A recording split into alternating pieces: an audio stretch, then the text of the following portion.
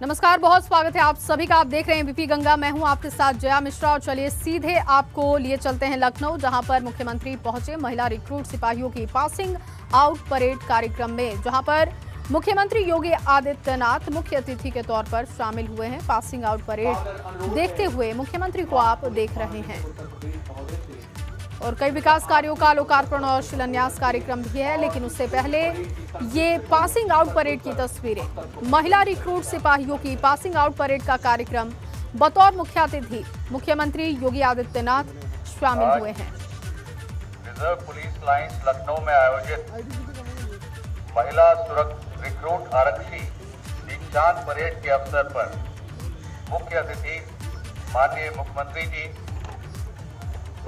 यहाँ पर उपस्थित प्रदेश के मुख्य सचिव,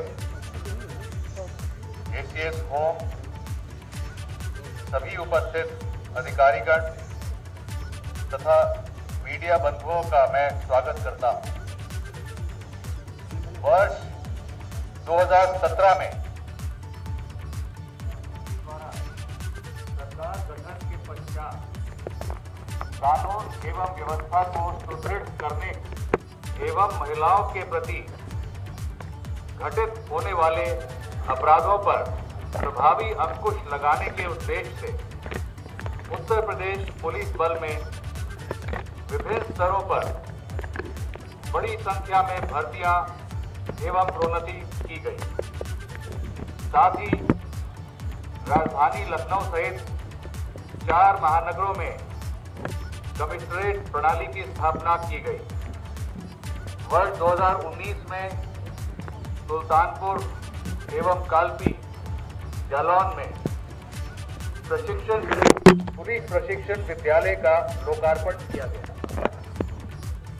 आज दिनांक 5 जनवरी को लखनऊ कमिश्नरेट के नवीन भवन के शिलान्यास के साथ साथ 37 जनपदीय पुलिस लाइंस में नए बने आवासीय भवनों का लोकार्पण वर्चुअल माध्यम से मुख्यमंत्री जी द्वारा किया जाएगा।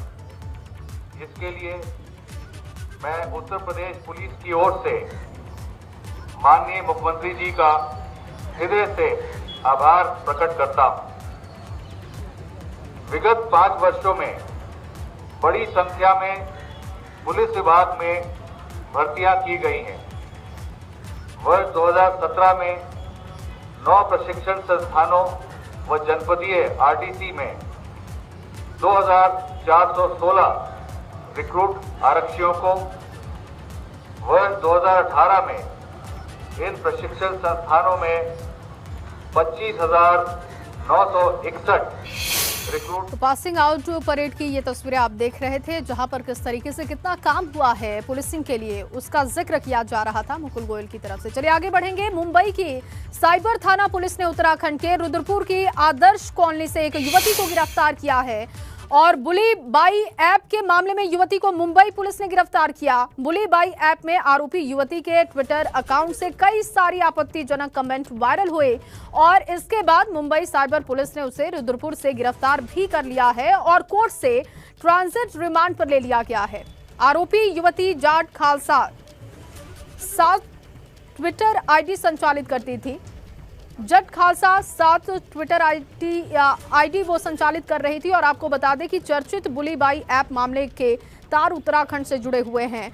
मुंबई की साइबर थाना पुलिस ने रुद्रपुर की आदर्श कॉलोनी से श्वेता नाम की युवती को हिरासत में लिया और बताया ये भी जा रहा है कि इस युवती की आईडी से भी ऐप संचालित किए जा रहे थे और युवती ने पिछले साल ही इंटर पास किया है। हिरासत में लेते समय वो अपनी बहन के साथ थी। हिरासत में ली गई युवती से एसपी सिटी साइबर थाना पुलिस के साथ ही खुफिया एजेंसियां भी अब पूछताछ कर रही हैं। मुंबई में एक क्राइम रजिस्टर हुआ है और उसके तहत सोशल मीडिया पर ट्विटर हैंडल यूज़ करके बुली बाई ऐप एक ऐप है जिसके माध्यम से कुछ सेलिब्रिटीज़ की और कुछ सोशल मीडिया पे एक्टिव महिलाओं की पिक्चर्स वायरल हुई है गलत कमेंट के साथ। तो उसी पे कार्रवाई करते हुए मुंबई पुलिस यहाँ आई थी और उन्होंने यहाँ पे भी एक लड़की को अरेस्ट किया है, उसका ट्रांजिट रिमांड लिया है, बाकी की कार्रवाई वो कर रहे हैं। इस लड़की का अकाउंट भी इस तरह की पिक्चर्स को वायरल करने के लिए यूज़ हुआ था। लड़की ने मैम क्या किया? लड़की ने बताया कि वो जो जहाँ से ओरिजिनेट हुआ उससे भी वो कनेक्टेड है, और एक और अरेस्टिंग मुंबई पुलिस कर चुके हैं, उससे भी वो कनेक्टेड है। तो एसपी सिटी को आपने सुना और बुलीबाई ऐप में ये गिरफ्तारी हुई है। विकास हमारे संवाददाता जुड़ चुके हैं। विकास, युवती की गिरफ्तारी हो चुकी है, इसके अलावा अब तक क्या महत्वपूर्ण जानकारी और इस वक्त क्या ताजा अपडेट इस पूरी खबर पर? देखिए, आपको बताना चाहूंगा कि जब से बुलीबाई ऐप के मामले में उत्तराखंड के रुद्रपुर से एक युवती को गिरफ्तार किया गया है, तो उसके बाद से ही खुफिया विभाग की जो टीम है उधम सिंह नगर की अगर हम बात करें तो वो भी एक्टिव हो गई है और सोशल अकाउंट जो है संचालित हो रहे हैं, उनको देखने का उनके द्वारा काम किया जा रहा है। और इस जो युवती के अकाउंट से जो ट्विटर अकाउंट था, उसके जो है अकाउंट से खालसा 07 नाम से ये आईडी चलाती थी ट्विटर अकाउंट पर, और उससे जो है पोस्टें आपत्तिजनक जो है कमेंट्स के साथ में वायरल की जाती थी। और अब जब मुंबई से महाराष्ट्र की पुलिस यहाँ पहुंची थी तो इस युवती की आदर्श कॉलोनी रुद्रपुर में है, वहां से गिरफ्तारी की गई है। और अब इसके साथ जो पूछताछ की गई तो उसमें ये निकल के सामने आया है जी, इसके तार जो है एक युवक है नेपाल का, उसके साथ भी जुड़े हो सकते हैं, क्योंकि जिस तरीके से पुलिस से हमारी बात हुई है तो उन्होंने कहा है कि नेपाल का एक युवक है, उसके साथ भी इसके तार जुड़े हैं। और अब उसकी पुलिस भी जांच कर रही है, पूछताछ इसके साथ की जा रही है। और इसको 5 दिन की जो यहाँ के स्थानीय कोर्ट है वहाँ से ट्रांजिट रिमांड पर लिया गया है और पूछताछ इससे जारी है। LIU की जो टीम है वो इससे पूछताछ कर रही है और यहाँ की लोकल जो पुलिस है वो भी पूछताछ कर रही है। इसके साथ जो मुंबई से महाराष्ट्र की पुलिस पहुंची है वो भी इसके साथ पूछताछ कर रही है। और अब और कौन कौन लोग इस पूरे मामले में शामिल हैं वो खुलकर सामने निकल के सामने आएगा जब इससे बातचीत हो जाएगी, क्योंकि इससे पहले मुंबई में गिरफ्तारी हुई। बिल्कुल, ये पूरा कनेक्शन खंगालना बहुत अहम होगा और ये बड़ी चुनौती भी पुलिस के लिए होगी। बहुत शुक्रिया तमाम जानकारी के लिए विकास। और चलिए अब आपको बागपत से एक बड़ी जानकारी दे। बागपत में आज भी लगातार IT टीम की छापेमारी जारी है और पिछले 24 घंटे से ज्यादा समय से छापेमारी हो रही है। ACE ग्रुप के चेयरमैन अजय के फार्म हाउस को खंगाल रही है आयकर विभाग की टीम और छापेमारी के बारे में अभी कुछ भी बताने को टीम तैयार नहीं है। पिछले 24 घंटे से ज्यादा समय से छापेमारी हो रही है। अजय चौधरी के फार्म हाउस को आयकर विभाग की टीम खंगाल रही है। छापेमारी के बारे में अभी तक कोई जानकारी नहीं है कि क्या कुछ छापेमारी में बरामद हुआ है। टीमें बोलने को तैयार नहीं है, लेकिन 24 घंटे से ज्यादा का समय बीत चुका है। छापेमारी लगातार हो रही है।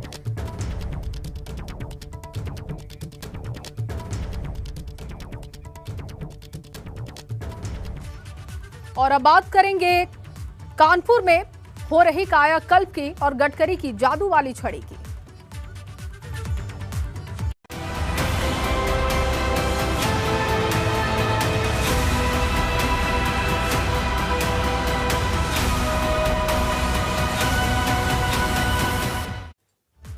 तो चुनावी समर में यूपी के कई शहरों को बड़ी सौगातें मिलने जा रही है। आज केंद्रीय सड़क एवं परिवहन मंत्री नितिन गडकरी कानपुर, लखनऊ और प्रयागराज में कई विकास योजनाओं का लोकार्पण और शिलान्यास करने वाले हैं। कानपुर को जहां 14,000 करोड़ की सौगात मिलेगी, तो वहीं प्रयागराज से चित्रकूट जाने वाले राम वन गमन पथ के एक हिस्से का भी शिलान्यास होने वाला है। आज कानपुर एक्सप्रेसवे, मुंशी पुलिया और फ्लाईओवर समेत अन्य परियोजनाओं का लोकार्पण और शिलान्यास कार्यक्रम है। कार्यक्रम दोपहर 1 बजे मौसी मेट्रो स्टेशन एयरपोर्ट के पास होगा। एक्सप्रेसवे के बनाने से लखनऊ और कानपुर के बीच की दूरी महज आधे घंटे हो जाएगी। साथ ही आपको ये भी बताया कि नितिन गडकरी के अलावा इस कार्यक्रम में लखनऊ के सांसद और रक्षा मंत्री राजनाथ सिंह के अलावा मुख्यमंत्री योगी आदित्यनाथ भी पहुंचेंगे।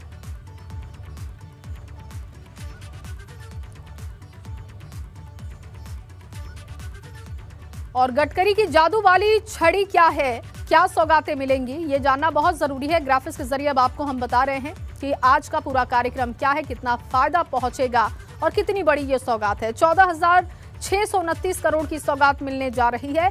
लखनऊ और कानपुर को सीधे फायदा इससे पहुंचेगा। 13 जिलों का भी कायाकल्प होगा। 13 जिलों पर फोकस किया जा रहा है, जिनका कायाकल्प किया जा रहा है। कई साल से रुके हुए पुलों की शुरुआत कर दी जाएगी और इसके साथ ही विकास को नई धार और रफ्तार मिलेगी। तो विकास पर लगातार फोकस है और इसी कड़ी में जादू वाली छड़ी से आज किस तरीके से कायाकल्प करने का प्लान है वो हम आपके सामने आंकड़े रख रहे हैं। गडकरी सबसे पहले चकेरी एयरपोर्ट पहुंचेंगे। अब कार्यक्रम पूरा क्या है उस पर भी नजर डाल लेते हैं। गडकरी सबसे पहले चौकेरी एयरपोर्ट पहुंचेंगे और उसके बाद संजय वन में बने हेलीपैड पर उनका हेलीकॉप्टर उतरेगा और फिर वो बाबूपुरवा इलाके में स्थित न्यू सेंट्रल पार्क पहुंच जाएंगे, जहां पर निर्माण कार्य का शुभारंभ करते हुए, लोकार्पण करते हुए जनसभा को संबोधित भी करेंगे। और इसके लिए एक भव्य पंडाल तैयार किया गया है और इसका जायजा लिया है हमारे संवाददाता रतीश त्रिवेदी ने। आपको दिखाते हैं। कानपुर और आसपास के जनपदों को आज बड़ी सौगात मिलने जा रही है, बड़ा तोहफा मिलने जा रहा है और केंद्रीय भूतल एवं परिवहन मंत्री नितिन गडकरी आज कानपुर में होंगे। 14,199 करोड़ की योजनाओं का लोकार्पण और शिलान्यास करेंगे। 364 किलोमीटर लंबे 7 राष्ट्रीय राजमार्गों और अन्य परियोजनाओं का लोकार्पण और शिलान्यास किया जाएगा। बड़ी राहत और बड़ी सौगात कही जा सकती है। कानपुर लखनऊ एक्सप्रेसवे, जो बहुत बहुप्रतीक्षित एक्सप्रेसवे कहा जा रहा है, वो भी आज उसका भी शिलान्यास किया जाएगा और इसके साथ ही जो झकरकटी बस अड्डे के पास लोकार्पण किया जाएगा, एक पुल का लोकार्पण करेंगे और उसके साथ ही तमाम अन्य जो पुल हैं उनके निर्माण कार्य को भी आज हरी झंडी दिखाई जाएगी। तो नितिन गडकरी के साथ उप मुख्यमंत्री केशव प्रसाद मौर्य भी मौजूद होंगे और आज वो एक बड़ी सौगात लेकर के यहाँ पर आएंगे। कानपुर के अलावा अन्य जो आसपास के जनपद हैं, लखनऊ है, हरदोई है, उन्नाव है, तमाम जनपद के लोगों को आज फायदा मिलेगा। नितिन गडकरी जनसभा को संबोधित करेंगे। न्यू सेंट्रल बाबूपुरवा पार्क है, वहां पर जनसभा को संबोधित किया जाएगा और उसके बाद यहां से वो लखनऊ की तरफ रवाना हो जाएंगे। तो एक बड़ी सौगातें लेकर के नितिन गडकरी आ रहे हैं और ये माना जा रहा है कि चुनावी बेला से पहले एक बड़ी सौगात है, बड़ी राहत की उम्मीद लगाई जा रही है इन सभी योजनाओं से। कानपुर से कैमरामैन पंकज निगम के साथ रतीश त्रिवेदी, एबीपी गंगा। तो तैयारियां पूरी हो चुकी हैं, एक बड़ा कार्यक्रम आज होने जा रहा है और गडकरी की जादू वाली छड़ी का प्लान क्या है, क्या प्लान पूरा है और किस तरीके का कार्यक्रम रहने वाला है, इसके साथ साथ लागत और किन पुलों की शुरुआत की जा रही है, उनकी लंबाई क्या है, इसकी जानकारी अब आपको दे रहे हैं। झकरकट्टी पुल लागत 108 करोड़ है और लंबाई इसकी 1.2 किलोमीटर है। जीटी रोड के जाम से निजात मिलेगी, ये फायदा पहुंचेगा इस पुल के शुरू होने से। इसके बाद नवीगंज में चौड़ीकरण का काम होगा, लागत 2,304 करोड़ है और लंबाई इसकी 45 किलोमीटर है और फोकस ये है कि जाम से लोगों को निजात मिल जाएगा इससे। और इसके बाद भद्रस के पास चौड़ीकरण का काम और लागत 2,504 करोड़ है, लंबाई 61 किलोमीटर है और जाम की झाम से निजात मिलने का प्लान इसका तैयार किया गया है। लोगों को जाम की परेशानी से निजात मिलेगा। और इसके अलावा अगर हम बात करें आगरा इटावा बाईपास, लागत 2,349 करोड़, लंबाई इसकी 124 किलोमीटर है और जाम से निजात मिलेगी और साथ ही साथ प्रदूषण में भी कमी आएगी। तो ये पूरा कार्यक्रम रहेगा, ये पूरा रोड मैप तैयार किया गया है कायाकल्प करने का। इसके अलावा कानपुर लखनऊ एक्सप्रेसवे जो कि बहुत अहम है और इसकी लागत 4,700 करोड़ है, लंबाई इसके 63 किलोमीटर है और कानपुर और लखनऊ की दूरी काफी कम हो जाएगी। आधे घंटे में कानपुर और लखनऊ की दूरी तय की जा सकेगी। उन्नाव और लखनऊ को भी इससे फायदा पहुंचेगा। इसके अलावा गोल चौराहा एलिवेटेड पुल जिस पर फोकस किया जा रहा है, इसकी लागत 1,000 करोड़ है और लंबाई इसकी 10 किलोमीटर है। जाम के झाम से निजात मिलेगी।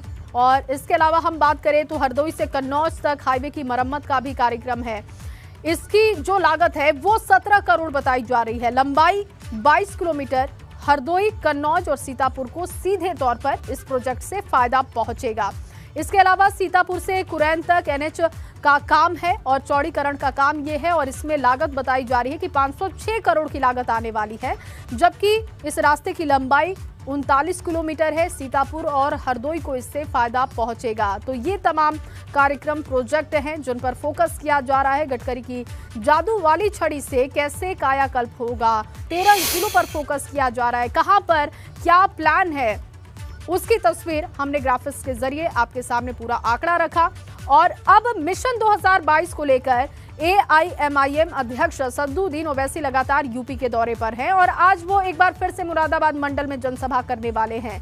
ओवैसी संभल के असमोली विधानसभा में शोषित वंचित समाज सम्मेलन को संबोधित करेंगे। दोपहर 12 बजे का उनका कार्यक्रम है जब वो पहुंच जाएंगे और उसके बाद जनसभा को संबोधित करेंगे। साथ ही आपको ये भी बताएं कि चुनावों के ऐलान से पहले ओवैसी लगातार यूपी में शोषित वंचित समाज सम्मेलन के तहत रैली कर रहे हैं और इसी के तहत कल मुरादाबाद के कुंदरकी में रैली को संबोधित किया गया था। आज संभल के कार्यक्रम में पहुंचेंगे ओवैसी और यहां पर जनसभा को वो संबोधित करने वाले हैं। फिर 6 जनवरी को बरेली में उनका कार्यक्रम है और उसके बाद 10 जनवरी को फर्रुखाबाद में ओवैसी की जनसभा पहले से प्रस्तावित है। तो बैक टू बैक उनके कार्यक्रम लगे हुए हैं। लगातार दूसरे दिन जनसभा करेंगे ओवैसी। आक्रामक तेवर आज भी उनका देखने को मिलेगा। मुरादाबाद के कुंद्रकी में कल उन्होंने रैली की थी और आज बरेली में शोषित वंचित को संबोधित करेंगे। 10 जनवरी को वो फर्रुखाबाद में होंगे। पहले से उनका कार्यक्रम लगा हुआ है। इससे पहले आपको बताएं कि 6 जनवरी को बरेली में और उसके बाद 10 जनवरी को फर्रुखाबाद में ओवैसी की जनसभा प्रस्तावित है। और संभल के असमोली में आज उनका कार्यक्रम होने जा रहा है। मुरादाबाद के कुंद्रकी में कल वो जनसभा कर चुके हैं।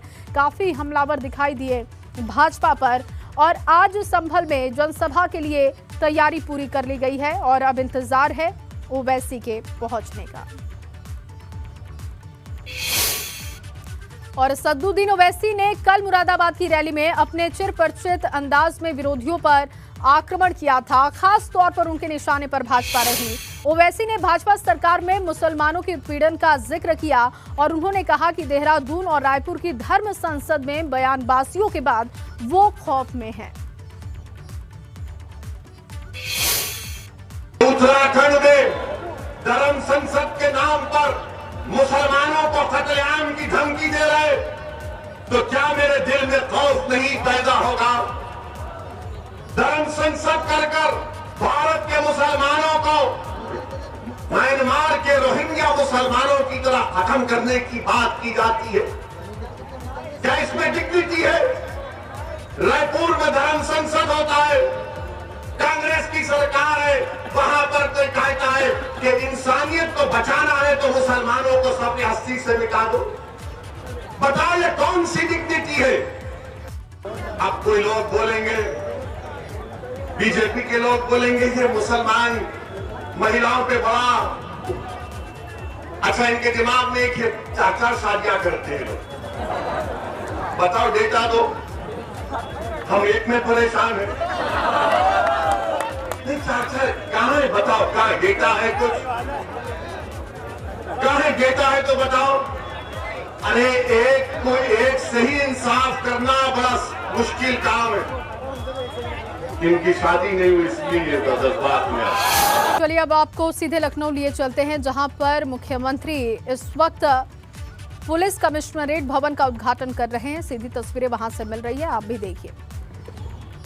कार्यक्रम में मुख्यमंत्री मौजूद हैं, उनके साथ तमाम पुलिस के बड़े अधिकारी हैं। लखनऊ से ये तस्वीरें हम आपको दिखा रहे हैं। ठंड बहुत ज्यादा है लेकिन इस वक्त मुख्यमंत्री मौजूद हैं सुबह से ही कार्यक्रम में और इससे पहले उन्होंने पासिंग आउट परेड भी देखा था। महिला रिक्रूट पासिंग आउट परेड कार्यक्रम में उन्होंने हिस्सा लिया और अब बताया जा रहा है कि पुलिस कमिश्नरेट भवन का उद्घाटन कार्यक्रम है जिसमें इस वक्त मुख्यमंत्री योगी आदित्यनाथ मौजूद हैं। पुलिसिंग व्यवस्था को कैसे दुरुस्त किया जाए, कैसे बेहतर किया जाए, इसी पर फोकस है। लॉ एंड ऑर्डर बेहतर हुआ है इस सरकार में, ये दावे हमने काफी सुने हैं, लेकिन अब इसको और कैसे बेहतर किया जाए, कैसे बेहतर सुविधाएं मिल सके पुलिसिंग विभाग को, इस पर सरकार का फोकस है। और इसी कड़ी में पुलिस कमिश्नरेट भवन का उद्घाटन कार्यक्रम में मुख्यमंत्री पहुंचे हैं। तमाम बड़े अधिकारियों को आप देख सकते हैं। इससे पहले पासिंग आउट परेड कार्यक्रम में भी मुख्यमंत्री ने हिस्सा लिया था। दीक्षांत परेड में शामिल हुए आरक्षियों से जुड़ के परिवार के सभी सम्मानित सदस्यगण और उपस्थित भाइयों बहनों, आज उत्तर प्रदेश के लिए एक अत्यंत महत्वपूर्ण दिन है। एक साथ प्रदेश के 15,428 रिक्रूट आरक्षी के दीक्षांत परेड समारोह प्रदेश के अंदर आयोजित हो रहा है और इसमें प्रदेश की राजधानी लखनऊ में लखनऊ पुलिस कमिश्नरेट के अंदर प्रदेश के 519 महिला रिक्रूट आरक्षी के दीक्षांत परेड का साक्षी बनने का अवसर आप सभी को प्राप्त हो रहा है। मैं इस अवसर पर सबसे पहले सभी प्रदेश भर से जुड़े हुए 15,428 रिक्रूट आरक्षी जिन्हें आज दीक्षांत परेड में शामिल होने का सौभाग्य प्राप्त हो रहा है, उन सबको शानदार परेड के लिए हृदय से बधाई देता हूं और उनके एक शानदार करियर के लिए अपनी शुभकामनाएं भी देता हूं। मैं खास तौर पर प्रदेश की राजधानी लखनऊ में आयोजित इस दीक्षांत परेड में प्रदेश भर से आई 519 महिला आरक्षियों ने जिस शानदार परेड के माध्यम से अपना इस दीक्षांत परेड यहां पर अभी संपन्न किया है, मैं उनके शानदार परेड की यहां पे सराहना करते हुए उन्हें विशेष रूप से अपनी बधाई देता हूं, अपनी शुभकामनाएं देता हूं। प्रदेश की बेटियां जीवन के प्रत्येक क्षेत्र में अपने शानदार कैरियर को आगे बढ़ा करके प्रदेश के विकास में योगदान देंगी। आज उसकी एक लघु झलक यहां पर ये रिक्रूट महिला आरक्षियों के दीक्षांत परेड के माध्यम से एक बार फिर देखने को प्राप्त हुआ है। मुझे प्रसन्नता है 2017 के पहले प्रदेश की स्थिति क्या थी। प्रदेश की कानून व्यवस्था, महिला सुरक्षा, इस पर न केवल प्रदेश के अंदर बल्कि देश और दुनिया में भी प्रश्न खड़े हुए थे। और तब मार्च 2017 में हमारी सरकार ने तय किया था कि हम प्रदेश में होने वाली भर्ती की प्रक्रिया में 20% महिला और प्रदेश की बेटियों को स्थान देकर के इस रिक्रूटमेंट की प्रक्रिया को आगे बढ़ाने का कार्य करेंगे। और आज मुझे प्रसन्नता है कि प्रदेश के अंदर पिछले 4.5 वर्ष के अंदर जो भी पुलिस की भर्तियां हुई हैं, उनमें प्रदेश की बेटियों ने बढ़ चढ़ करके भाग लिया। उसमें एक बड़ी संख्या में, जिसमें 1,28,000 रिक्रूट ऐसे हैं जिनकी ट्रेनिंग की पूरी कार्रवाई, प्रशिक्षण की पूरी कार्रवाई संपन्न हुई है। आज वे प्रदेश के अंदर न केवल महिला सुरक्षा बल्कि प्रदेश की कानून व्यवस्था को बेहतर बनाने में अपना योगदान दे रही हैं। और प्रदेश आज कानून व्यवस्था और सुरक्षा के मोर्चे पर जो प्रदेश आज से 5 वर्ष पहले एक प्रश्न प्रदेश बना हुआ था, आज वह देश के अंदर कानून व्यवस्था और सुरक्षा के मुद्दे पर पूरे देश का एक उत्तर प्रदेश बना हुआ है। मैं इसके लिए योगदान देने वाले उत्तर प्रदेश पुलिस बल से जुड़े हुए सभी अधिकारियों को, सभी प्रशासनिक टीम को और उन सभी पुलिस के कार्मिकों को जिन्होंने प्रदेश की बेहतर सुरक्षा और कानून व्यवस्था की स्थिति को बनाए रखने के लिए अपना योगदान दिया, उन सबको बधाई देता हूं। हमारे बहुत सारे पुलिस के जवान इस अवसर पर प्रदेश की कानून व्यवस्था को बनाए रखते हुए शहीद हुए, उन्हें विनम्र श्रद्धांजलि भी अर्पित करता हूं। मुझे बताते हुए प्रसन्नता है इस दौरान हमारी सरकार ने प्रदेश के अंदर, मुझे याद है जब प्रदेश के अंदर हमें नई रिक्रूटमेंट को आगे बढ़ाना था, प्रदेश की यानी उच्च न्यायालय और उच्चतम न्यायालय ने उन सब पर स्थगन आदेश दिया था। हमने भर्ती की प्रक्रिया को पारदर्शी तरीके से। तो लखनऊ से मुख्यमंत्री को आप सुन रहे थे, कानून व्यवस्था का जिक्र कर रहे थे कि पहले की सरकारों में क्या हाल था और अब कितना सुधार हुआ है, उसी पर अपनी बात मुख्यमंत्री रख रहे थे।